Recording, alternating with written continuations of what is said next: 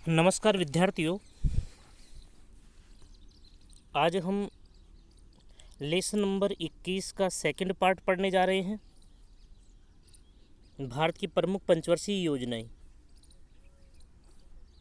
भारत की प्रमुख पंचवर्षीय योजनाएं। सबसे पहले हम ये इंट्रोडक्टिव पार्ट के रूप में हम ये बात करेंगे कि वास्तव में भारत की प्रमुख पंचवर्षीय योजनाएं जो हैं वो उनका प्रारूप किस प्रकार से उनको प्रारंभ किया गया, प्रारूप किस प्रकार से उनका तैयार किया गया है ना, और कौन कौन से क्षेत्रों में उनको लागू किया गया। इस प्रकार का जो प्रारूप है, सबसे पहले पंचवर्षीय योजनाओं की रूपरेखा किस प्रकार से तैयार हुई है, कौन इनको बनाता है, कौन इनको लागू करता है, ये बात तो हमने लास्ट वीडियो में कर ही ली थी। देखिए हम डिटेल से लेते हैं इसको। स्वतंत्रता के पश्चात समाजवादी देश, समाजवादी देश कौन सा? रूस, सोवियत रूस से प्रेरणा ग्रहण कर हमने पंचवर्षीय योजनाएं बनाई जाएं। इस प्रकार की जो प्रेरणा है वो कौन से देश से ग्रहण की है? रूस से ग्रहण कर राष्ट्रीय आय, एक तो राष्ट्रीय आय है, प्रति व्यक्ति आय है, रोजगार है, कृषि उत्पादन, औद्योगिक विकास, आर्थिक असमानताओं को दूर करने, आर्थिक असमानताओं को दूर करने मतलब आर्थिक रूप से एक वर्ग बहुत ज़्यादा पैसे वाला बन जाता है, एक वर्ग जो है वो गरीबी का जीवन यापन करता है। तो इस प्रकार के जो आर्थिक रूप से जो असमानताएं दिखाई देती हैं उनको दूर करने तथा आत्मनिर्भरता को प्राप्त करने, आत्मनिर्भरता को प्राप्त करने मतलब किसी भी वस्तु या किसी भी संसाधन के लिए अन्य देशों के ऊपर निर्भर नहीं रहना पड़े। इस प्रकार की जो आत्मनिर्भरता है उसे प्राप्त करने के लिए तथा विदेशी निर्भरता को कम करने के लिए अभी वर्तमान समय में जो भारतीय जो सरकार है उनका यही ध्यान है। जैसे ही हम आपने देखा होगा चीन के साथ में छोटी सी झड़प जो होती है, तो हमारे जो पीएम साहब जो हैं उन्होंने आत्मनिर्भर भारत बनाने का लक्ष्य जो लिया है। तो इस प्रकार से आत्मनिर्भरता, जैसे ही हमारी आत्मनिर्भरता और अधिक मजबूत होगी तो विदेशी जो सामान हैं, विदेशी जो वस्तुएं हैं, उनके ऊपर निर्भरता हमारी धीरे धीरे कम होती चली जाएगी। ठीक है ना। तो कम करने के आदि उद्देश्यों की प्राप्ति के लिए सन 1951 में आपको ये ध्यान करना है कि जो पंचवर्षीय योजनाएं हैं उनका प्रारंभ कब हुआ। पंचवर्षीय योजनाओं का प्रारंभ 1951 में होता है। कब होता है? 1951 में प्रथम पंचवर्षीय योजना का प्रारंभ होता है। ठीक है ना। तो ये ध्यान करना है, कॉमन सी बात है, यहाँ पे क्वेश्चन आने वाला नहीं है। क्वेश्चन कहाँ पे आएगा वो हम बात कर लेंगे। ठीक है ना। सभी पंचवर्षीय योजनाओं का गठन योजना आयोग द्वारा, हमने लास्ट क्लास में बात की थी कि जो पंचवर्षीय योजनाएं होती हैं उनका निर्माण कौन सा विभाग करता है? योजना आयोग करता है ना, हमने बात कर ली थी। और योजना आयोग के द्वारा जो पंचवर्षीय योजनाएं निर्मित की जाती हैं उन पंचवर्षीय योजनाओं को अंतिम रूप से लागू करने का जो कार्य है वो कौन करता है? राष्ट्रीय विकास परिषद करता है ना, राष्ट्रीय विकास परिषद। योजना आयोग पंचवर्षीय योजनाओं को निर्माण करता है और उसके बाद में उन पंचवर्षीय योजनाओं को अंतिम रूप से स्वीकृति प्रदान करने तथा उन्हें क्रियान्वित व कार्य क्षेत्र में लागू करने का जो कार्य है वो पूरा काम कौन करता है?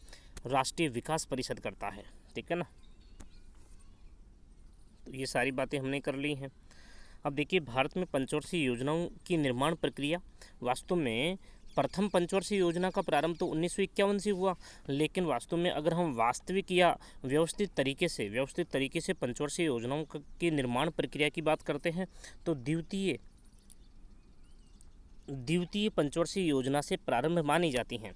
सभी पंचवर्षीय योजनाओं का प्रारंभ वास्तविक रूप से द्वितीय पंचवर्षीय योजनाओं से माना जाता है तथा लगभग सभी पंचवर्षीय योजनाओं का आधार, देखिए सभी जो पंचवर्षीय योजनाएं हैं उनका आधार या प्रारूप या ड्राफ्ट जो है, उनका जो प्रारूप है वो सांख्यिकीविद कौन है? Professor PC Mahalanobis. ये प्रोफेसर हैं जो सांख्यिकीविद हैं, जनसंख्या के बारे में जानकारी रखने वाले विद्वान हैं ये। तो लगभग सभी जो पंचवर्षीय योजनाएं हैं उन पंचवर्षीय योजनाओं का प्रारूप जो है वो प्रोफेसर पीसी महालनोबिस मॉडल पर आधारित है। हम बात यहाँ पे ये कर रहे हैं कि जो प्रोफेसर पीसी महालनोबिस, ये नाम एक ही है, महालनोबिस, ये एक ही नाम है, महालनोबिस। ठीक है ना। तो महालनोबिस जो प्रोफेसर हैं उन्होंने सबसे पहले प्रथम पंचवर्षीय योजना का प्रारूप जो है, रूपरेखा जो है वो प्रस्तुत की, और उसी प्रारूप व रूपरेखा या यूं कहें प्रथम पंचवर्षीय योजना के प्रारूप के आधार पर ही अन्य पंचवर्षीय योजनाओं का निर्माण हुआ है।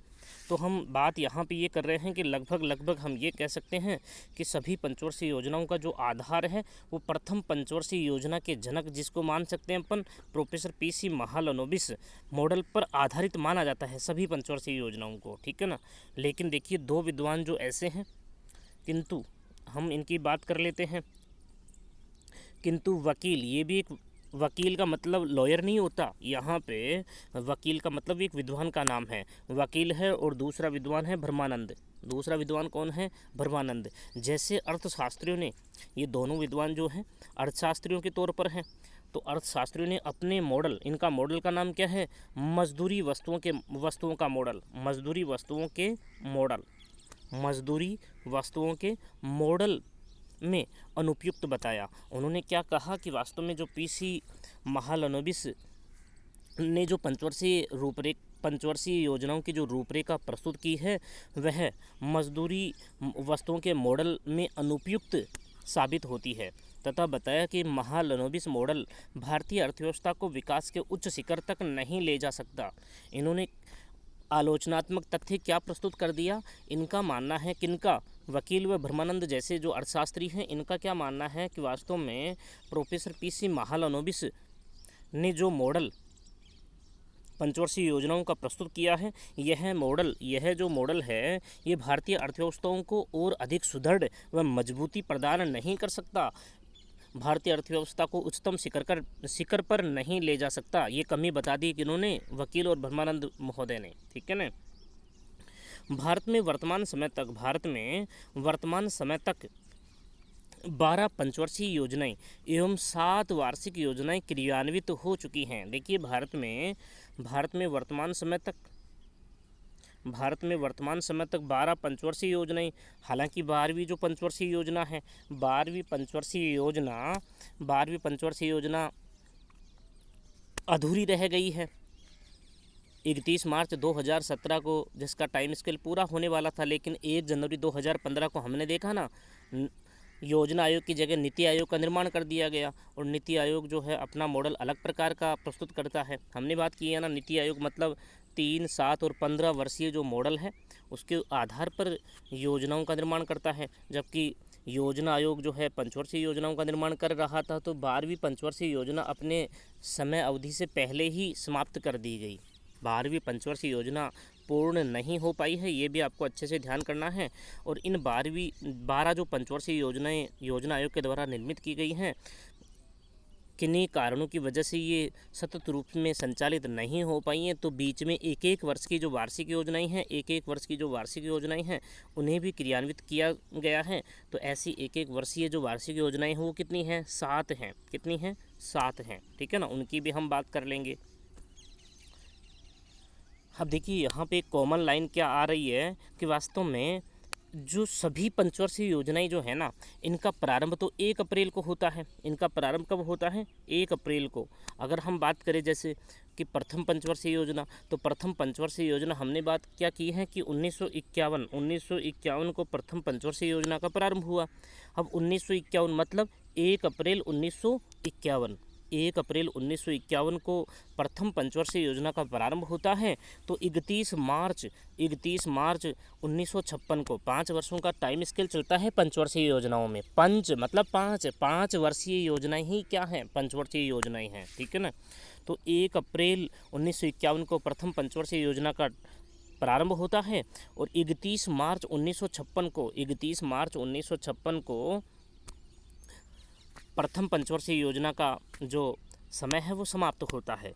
तो हम यहाँ पे क्या बात कर रहे हैं कि सभी जो पंचवर्षीय योजनाएं हैं उनका प्रारंभ तो 1 अप्रैल को होता है एवं समाप्ति 31 मार्च को होती है, ठीक है ना। तो ये आपको कॉमन सी लाइन आपको ध्यान करनी है। अब देखिए हम बात कर लेते हैं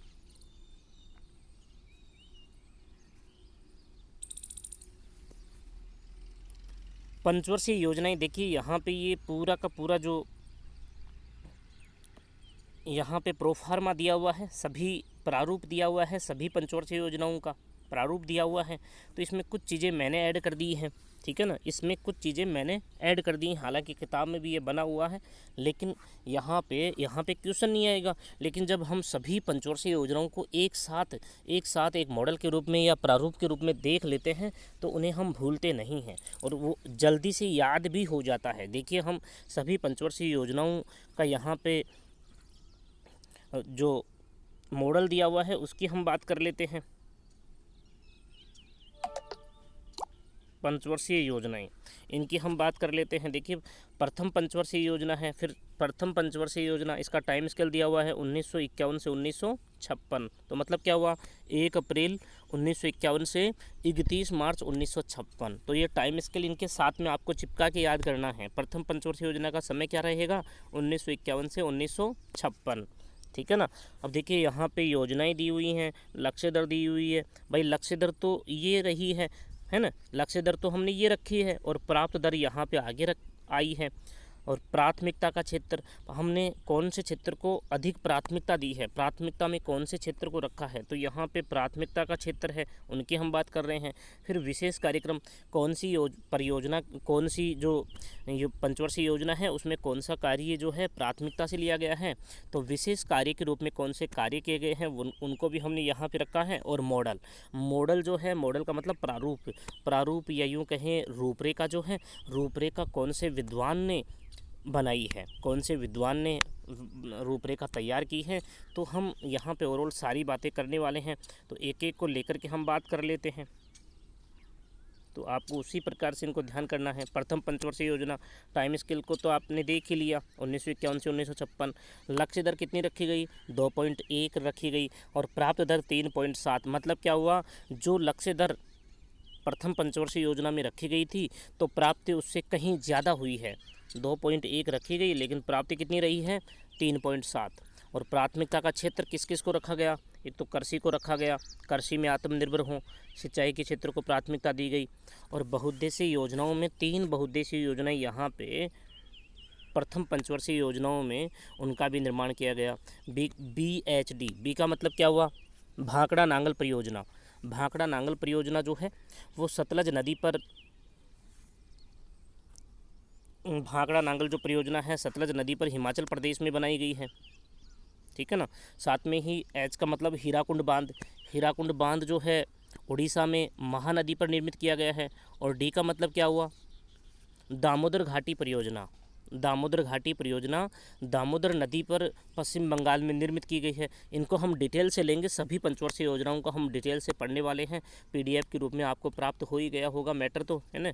तो यहाँ पे BHD का मतलब आप समझ गए होंगे, भाखड़ा नांगल बांध परियोजना, हीराकुंड बांध परियोजना, और डी का मतलब दामोदर घाटी परियोजना। तो 3 परियोजनाएं मुख्य रूप से जो हैं प्रथम पंचवर्षीय योजना के अंतर्गत ही इनका निर्माण किया गया है, ठीक है ना।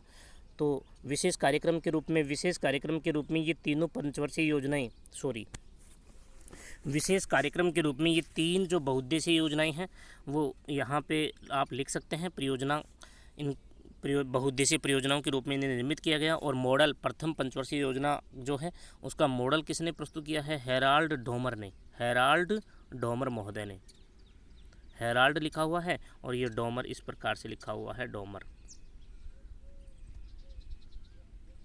ये, ठीक है ना। तो हेराल्ड डोमर मॉडल पर आधारित है। उसके बाद में हम द्वितीय पंचवर्षीय योजना को लेते हैं। अब बस जोड़ते जाइए, 56 में 5 जोड़ेंगे तो अब द्वितीय पंचवर्षीय योजना का प्रारंभ तो कब होगा, 1 अप्रैल 1956 से होगा ना भाई। जहाँ पे इसकी समाप्ति हो रही है वहीं से तो दूसरी पंचवर्षीय योजना का प्रारंभ होगा ना। तो 1 अप्रैल 1956 से इसका प्रारंभ होगा और समाप्ति कब हो रही है, 31 मार्च 1961 को। द्वितीय पंचवर्षीय योजना की हम बात कर रहे हैं, द्वितीय पंचवर्षीय योजना की। तो ये टाइम स्केल रहा इसका। तो इसमें लक्ष्य दर तो कितनी रखी गई, 4.5 की, और प्राप्ति कितनी हुई है, 4.2 की। मतलब क्या हुआ, जितना लक्ष्य दर रखा गया उससे थोड़ी कम इसमें प्राप्ति दर रही है, ठीक है ना। अब इसमें जो कार्य हैं मुख्य रूप से प्राथमिकता के जो क्षेत्र रहे हैं वो कौन से रहे हैं, भारी उद्योगों को इसमें प्राथमिकता दी गई है। द्वितीय पंचवर्षीय योजना में भारी जो उद्योग हैं, भारी उद्योग जैसे लोहा इस्पात उद्योग है, तो इस प्रकार के जो भारी उद्योगों के जो क्षेत्र हैं उन क्षेत्रों को इसमें प्राथमिकता दी गई है। और प्राथमिकता में जैसे देखिए लोहा इस्पात के जो कारखाने हैं, 3 लोहा इस्पात के कारखाने द्वितीय पंचवर्षीय योजना के अंतर्गत स्थापित किए गए हैं। जो विदेशी जो देश हैं या अन्य जो देश हैं, विदेशी देशों के सहयोग से ही इन उद्योगों को, लोहा इस्पात के जो कारखाने हैं उन्हें स्थापित किया गया है। आर का मतलब तो क्या हुआ, राउरकेला। राउरकेला जो है उड़ीसा में, राउरकेला उड़ीसा में लोहा इस्पात का केंद्र स्थापित किया गया। आरबीडी, आरबीडी शॉर्ट फॉर्म है, तो इसका आर का मतलब राउरकेला हो गया जो उड़ीसा में स्थापित किया गया। और बी का मतलब क्या हुआ, भिलाई हो गया। भिलाई आपके छत्तीसगढ़ में है ना, भिलाई आपके छत्तीसगढ़ में। आर मतलब राउरकेला जो है जर्मनी के सहयोग से स्थापित किया गया, और भिलाई जो है रूस के सहयोग से स्थापित किया गया छत्तीसगढ़ में। और डी का मतलब क्या हुआ, डी का मतलब यहाँ पे दुर्गापुर, लोहा इस्पात संयंत्र दुर्गापुर। दुर्गापुर आपके पश्चिम बंगाल में है ना। तो दुर्गापुर जो है वो ब्रिटेन के सहयोग से स्थापित किया गया। तो इनके डिटेल से हम द्वितीय पंचवर्षीय योजना में इनको अच्छे से लेंगे। तो यहाँ पे आप आरबीडी ध्यान रखें, बस इतना ही। तो लोहा इस्पात के कारखाने हैं ये, राउरकेला, बी का मतलब भिलाई और डी का मतलब दुर्गापुर, ठीक है ना। और द्वितीय जो पंचवर्षीय योजना है उसका मॉडल किसने प्रस्तुत किया है, पीसी महालनोबिस। और पीसी महालनोबिस वास्तव में सभी पंचवर्षीय योजनाओं का प्रारंभ, वास्तविक पंचवर्षीय योजनाओं का प्रारंभ द्वितीय पंचवर्षीय योजना से माना गया है ना, है ना, द्वितीय पंचवर्षीय योजना से माना गया है। और पीसी महालनोबिस मॉडल पर आधारित मुख्यतः द्वितीय पंचवर्षीय योजना है, और इसके आधार पर ही सभी पंचवर्षीय योजनाओं का आधार प्रस्तुत किया गया है, ठीक है ना, ये आपको ध्यान रखना है। अब देखिए इसी प्रकार से हम तृतीय पंचवर्षीय योजना की बात कर लेते हैं। तृतीय पंचवर्षीय योजना, अब तृतीय पंचवर्षीय योजना का टाइम स्केल क्या है, 1961 से 1966। अब यहाँ पे देखिए लक्ष्य तो क्या रखा गया, 5.6, लक्ष्य क्या रखा गया, 5.6, और प्राप्ति कितनी हुई है, बहुत ही कम हुई है, 2.8। प्राप्ति कितनी हुई है, 2.8। तो मतलब आप लक्ष्य दर और प्राप्ति दर को देख करके आप ये अनुमान लगा सकते हैं कि वास्तव में सभी पंचवर्षीय योजनाओं में सबसे असफल पंचवर्षीय योजना, सबसे असफल पंचवर्षीय योजना कौन सी रही है, तृतीय पंचवर्षीय योजना सबसे असफल पंचवर्षीय योजना रही है। जिसके मुख्य कारण, 3 कारण जिसमें मुख्यतः रहे हैं। एक तो जैसे 1962 में 3 कारण कौन से रहे हैं, 1962 में चीन के साथ युद्ध हो गया, है ना। टाइम स्केल देख लीजिए ना पहले, 1961 से 1966।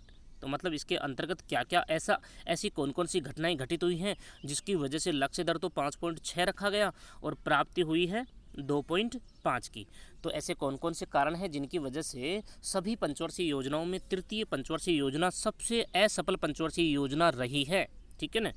तो क्या कारण रही है, पहला कारण तो क्या रहा, द्वितीय मतलब 1962 में चीन के साथ युद्ध हो गया, 1965 में पाकिस्तान के साथ युद्ध हो गया, और फिर लगातार 2 युद्धों के बाद में भूखमरी, अकाल जैसी स्थितियां उत्पन्न हो गई।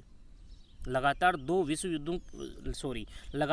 देशों के साथ में युद्ध होने के बाद में देश में इस प्रकार की स्थितियां उत्पन्न हो गई, जिससे बेरोजगारी, अकाल जैसी समस्याएं उत्पन्न हो गई। और इसी से क्या हुआ, इसी से तृतीय पंचवर्षीय योजना में जो लक्ष्य दर रखी गई है उतनी प्राप्त नहीं हो पाई, और यह सबसे असफल पंचवर्षीय योजना साबित हुई है। अब इसमें कौन कौन से कार्यों को मुख्य क्षेत्र के रूप में रखा गया, एक तो आत्मनिर्भरता के रूप में, और एक स्फूर्त अर्थव्यवस्था। स्फूर्त अर्थव्यवस्था का मतलब होता है कि इस प्रकार के क्षेत्रों में विकास किया जाए जिससे अपने आप ही देश की जो अर्थव्यवस्था है वो अपने आप ही बढ़े। स्वतः स्फूर्त अर्थव्यवस्था, स्वतः स्फूर्त अर्थव्यवस्था, अपने आप ही देश की अर्थव्यवस्था बढ़ने लगे, ऐसे क्षेत्रों में विकास किया जाए। और इसी जब भूखमरी और अकाल जैसी स्थितियां उत्पन्न हो गई तो हरित क्रांति का प्रारंभ, आपको पता होगा कि स्वामी एम.एस. स्वामीनाथन के प्रयासों से ही हरित क्रांति जो है, एम.एस. स्वामीनाथन के प्रयासों से ही हरित क्रांति का प्रारंभ 1966 में होता है ना, 1966 में होता है। तो हरित क्रांति का प्रारंभ होता है तृतीय पंचवर्षीय योजना में, और कृषि पर सर्वाधिक बल दिया जाता है, कृषि पर सर्वाधिक बल दिया जाता है तृतीय पंचवर्षीय योजना में। अब तृतीय पंचवर्षीय योजना में अब देखिए यहाँ से हम 2-3 चीज़ें निकालेंगे। अब एक तो सबसे बड़ी बात क्या हुई, तृतीय पंचवर्षीय योजना का टाइम स्केल तो आपको पता चल ही गया। अब तृतीय पंचवर्षीय योजना सबसे असफल पंचवर्षीय योजना है। तो तीसरी पंचवर्षीय योजना के बाद में 3 वर्षों का एक वर्षों की 3 वार्षिक योजनाएं संचालित होती हैं। तीसरी के बाद में 3, आप ध्यान कैसे करेंगे, तीसरी पंचवर्षीय योजना के बाद में 3 एक वर्ष की वार्षिक योजनाएं होती हैं। 1966 से 1967, 1967 से 1968, 1968 से 1969, 1969 तक, मतलब रोलिंग प्लान या यूं कहें लुढ़कती हुई पंचवर्षीय योजनाओं के रूप में 3 एक वर्ष की वार्षिक योजनाएं बनाई जाती हैं। पंचवर्षीय योजनाओं का जो खाका है, जो प्रोफार्मा है, वो 5-5 वर्षों के रूप में आगे की ओर नहीं बढ़ पाया, इसलिए केंद्र सरकार ने एक वर्ष की 3 वार्षिक योजनाएं बनाई। ठीक है ना, 3 वार्षिक योजनाएं बनाई। तो तीसरी पंचवर्षीय योजना के बाद में एक वर्ष की 3 वार्षिक योजनाएं, और तीसरी पंचवर्षीय योजना का जो मॉडल है वो 3 विद्वानों के द्वारा दिया गया है। तीसरी पंचवर्षीय योजना का मॉडल 3 विद्वानों के द्वारा। तो तीसरी के बाद में 3 एक वर्ष की वार्षिक योजनाएं, और तीसरी पंचवर्षीय योजना का मॉडल 3 विद्वानों के द्वारा दिया गया। इस प्रकार से आप इस चीज़ को भी ध्यान कर लेंगे। ठीक है ना, तो तीसरी का 3 विद्वान मॉडल जो है, कितने विद्वानों प्रस्तुत किया, 3 ने। कौन कौन है, एक तो सैंडी है, देखिए फिर से, एक तो सैंडी है, दूसरा चक्रवर्ती है, और तीसरा पीसी महालनोबिस, जो दूसरी पंचवर्षीय योजना का मॉडल जिन्होंने किया है वही तीसरी में भी शामिल है, पीसी महालनोबिस। ठीक है ना, ये ध्यान करना है। अब देखिए चौथी, अब चौथी का टाइम स्केल देख लीजिए। सबसे पहले 1969 से 1974, पता चल गया ना। तो मतलब तीसरी कहाँ समाप्त हो रही है, 1966 में, 1966 में समाप्त हो रही है। तो मतलब क्या हुआ, तो चतुर्थ पंचवर्षीय योजना का प्रारंभ कब हो रहा है, 1969 से 1974 के बीच में चतुर्थ पंचवर्षीय योजना रही है। तो मतलब हम क्या बात कर रहे हैं, 1966 से 67,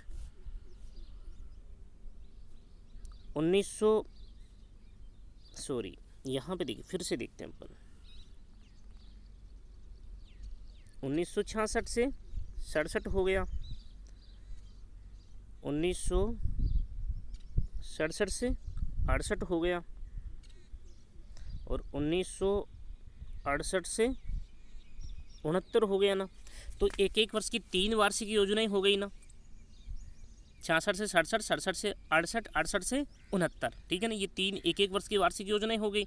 और फिर 69 से कौन सी प्रारंभ हो रही है, चतुर्थ पंचवर्षीय योजना प्रारंभ हो रही है ना, 1969 से 1974 के बीच में 5 वर्षों का समय।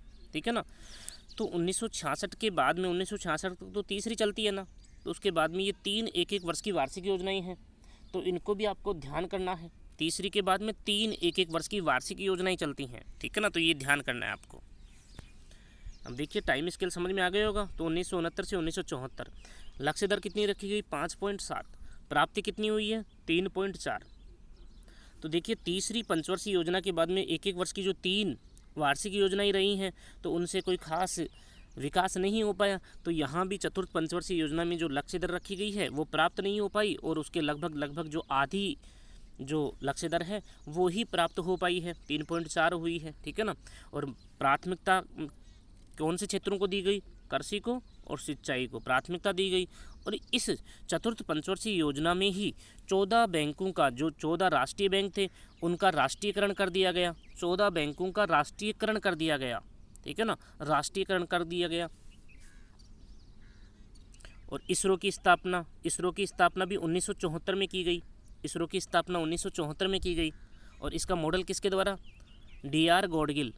ये क्या लिखा हुआ है, DR है और गाडगिल, ये ठीक है ना, गाडगिल, DR गाडगिल है ये। चतुर्थ पंचवर्षीय योजना का मॉडल किसने प्रस्तुत किया है, DR गाडगिल महोदय ने। ये ध्यान कर लेंगे आप, इनको डिटेल से लेंगे थोड़ा सा, बस इस प्रोफार्मा से अपन उस पूरी पंचवर्षीय योजनाओं का एक मोटा जो खाका है वो तैयार कर लेते हैं, बस इसका फ़ायदा यही है। अब देखिए 5वीं पंचवर्षीय योजना 1974 से 1978, हालांकि इसका टाइम स्केल तो 1974 से 1980 है। 5वीं पंचवर्षीय योजना पाँचवीं जो पंचवर्षीय योजना है वो अपने समय से 2 वर्ष पहले ही समाप्त हो जाती है। टाइम स्केल तो क्या है इसका, 1974 से 1980 है। पाँचवीं पंचवर्षीय योजना का समय स्केल क्या है, 1974 से 1980 है। लेकिन यह केंद्र में सरकार परिवर्तित हो जाती है और ये 2 वर्ष पहले ही समाप्त हो जाती है, इसलिए 1978 से 1979 और 1979 से 1980 इस प्रकार से 2 वार्षिक, एक वर्ष की 2 वार्षिक योजनाएं यहाँ भी चलती हैं। ठीक है ना। पाँचवीं पंचवर्षीय योजना 1974 से 1978 इसका टाइम स्केल है। वास्तव में वैसे तो कितना है, 1980 है।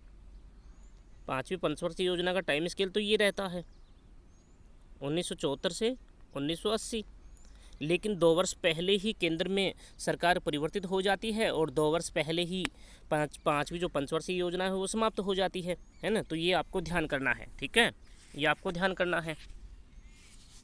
अब देखिए इसमें लक्ष्य दर तो 4.4 रखी गई है, प्राप्ति हुई है 4.9, लगभग ज़्यादा प्राप्त हुई है थोड़ी सी। अब इसमें प्राथमिकता के क्षेत्र निर्धनता उन्मूलन है, गरीबी उन्मूलन कार्यक्रम अपनाए गए और आत्मनिर्भरता को भी बल दिया गया। और इसमें मुख्य रूप से 2 चीज़ें हैं जो आपको ध्यान करनी है। प्राथमिकता के क्षेत्र तो हो ही गए ना, गरीबी उन्मूलन और आत्मनिर्भरता, और साथ में यहाँ पे जो परियोजनाओं के रूप में गरीबी हटाओ का नारा दिया गया, कौन सी पंचवर्षीय योजना में, पाँचवीं पंचवर्षीय योजना में गरीबी हटाओ का नारा भी इस पंचवर्षीय योजना में दिया गया। साथ में 20 सूत्री कार्यक्रम 1975 में 20 सूत्री कार्यक्रम जो है, 20 सूत्री कार्यक्रम पाँचवीं पंचवर्षीय योजना में अपनाया गया। और इस पाँचवीं पंचवर्षीय योजना का मॉडल किस पर आधारित है, डीपी धर, डी और पी, डीपी धर, ये जो लिखा हुआ है डीपी धर मॉडल पर आधारित है। छठी पंचवर्षीय योजना देख लीजिए, अब समझ में आ गया होगा। छठी पंचवर्षीय योजना 1980 से 1985, मतलब वो तो 78 में समाप्त हो रही है ना, लेकिन बीच में क्या आ गई, एक वर्ष की 2 वार्षिक योजनाएं। तो 3 पहले आ चुकी, 2 ये आ गई, तो 5 हो गई ना, 2 और आने वाली हैं। 7 वार्षिक योजनाओं का जिक्र किया हमने, तो हम उनकी बात कर रहे हैं। लक्ष्य दर कितना रखा गया, 5.2, प्राप्ति हुई है 5.4 की, 0.2 ज़्यादा हुआ है ना, मतलब सफल रही है। गरीबी निवारण कार्यक्रम को प्राथमिकता दी गई, गरीबी निवारण, गरीबी को किस प्रकार से दूर किया जाए, ऐसे कार्यक्रमों को प्राथमिकता दी गई। रोजगार सर्जन को बढ़ावा दिया गया। और इसमें देखिए मुख्यतः जो परियोजनाएं हैं, IRDP जिसकी हमने बात की है, NREP जिसकी हमने बात की है, MNP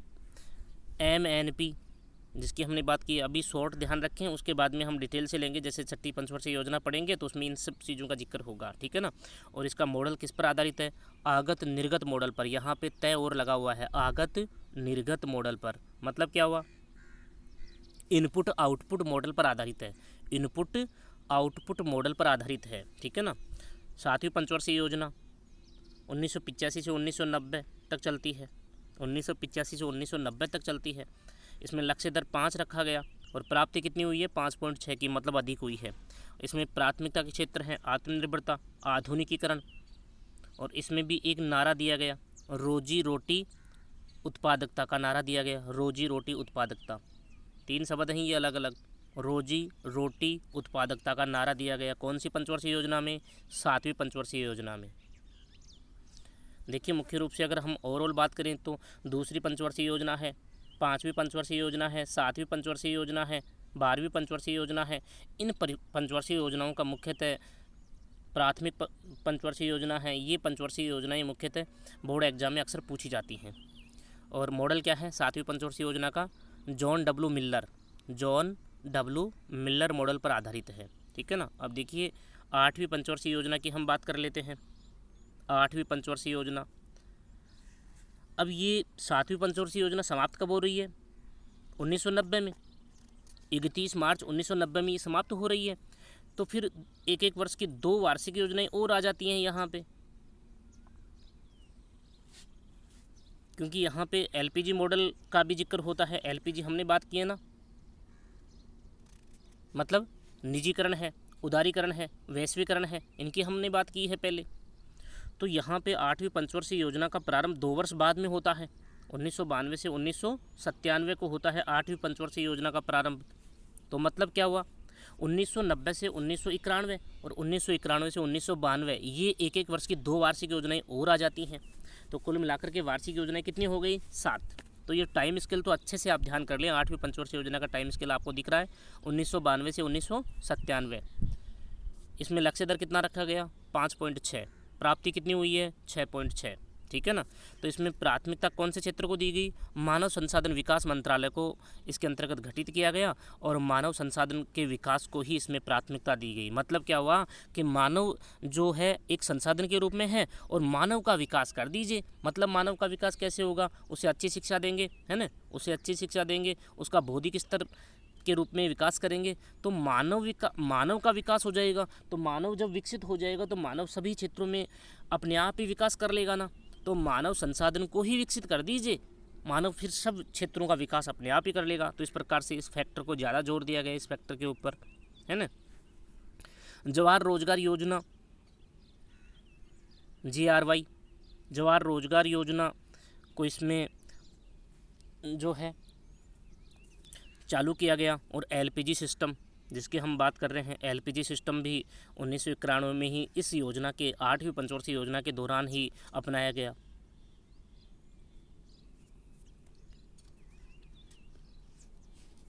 लिबरलाइजेशन है, प्राइवेटाइजेशन है और आपका ग्लोबलाइजेशन है। ठीक है ना, ये चीज़ें यहाँ पे लाई गई हैं। और इसका भी मॉडल किसने? तो 7 और 8 का मॉडल किसके ऊपर आधारित है? जॉन डब्ल्यू मिलर दोनों का सेम। ठीक है ना, ये भी ध्यान कर लेंगे आप। और 9वीं, 6वीं और 9वीं का आगत निर्गत मॉडल पर आधारित। 9वीं पंचवर्षीय योजना का टाइम स्केल देखिए 1997 से 2002। अब लगातार चल रही हैं यहाँ से। और लक्ष्य 6.5, प्राप्ति कितनी हुई है? 5.7। मतलब लक्ष्य ज़्यादा रखा गया और प्राप्ति कम हुई है। और इसमें सामाजिक न्याय समान वितरण प्रणाली को लागू किया गया। मतलब प्राथमिकता में किसको रखा गया? एक तो सामाजिक न्याय को, सभी लोगों को समान रूप से न्याय प्राप्त हो, और एक समान वितरण प्रणाली, सभी लोगों को जो भी सुविधाएं हैं वो समान रूप से वितरित हो जाएं, प्राप्त हो जाएं। ठीक है ना, इस प्रकार का। और ग्राम विकास रोजगार कार्यक्रम है जो इस 9वीं पंचवर्षीय योजना में अपनाया गया। ग्राम विकास कार्यक्रम को 9वीं पंचवर्षीय योजना के अंतर्गत अपनाया गया। और इसका मॉडल आगत निर्गत मॉडल, मतलब इनपुट आउटपुट जो मॉडल है इसके ऊपर आधारित है। मतलब कौन से क्षेत्रों में हमें अच्छा प्राप्त हुआ है और कौन से क्षेत्रों में हमें अच्छा प्राप्त नहीं हुआ है, तो उन क्षेत्रों को इसमें प्राथमिकता दी गई है। ठीक है ना, ये ध्यान करना है। 10वीं पंचवर्षीय योजना देखिए, इसमें लक्ष्य रखा गया 7.7, प्राप्ति हुई है 7.6 की, है ना। और प्राथमिकता के क्षेत्र कौन कौन से हैं? एक तो रोजगार और ऊर्जा, है ना, 2 क्षेत्र हैं इसमें, रोजगार है और एक ऊर्जा है। और अगले 10 वर्षों में आय को दुगना करना, और इसको भी प्राथमिकता से लिया गया।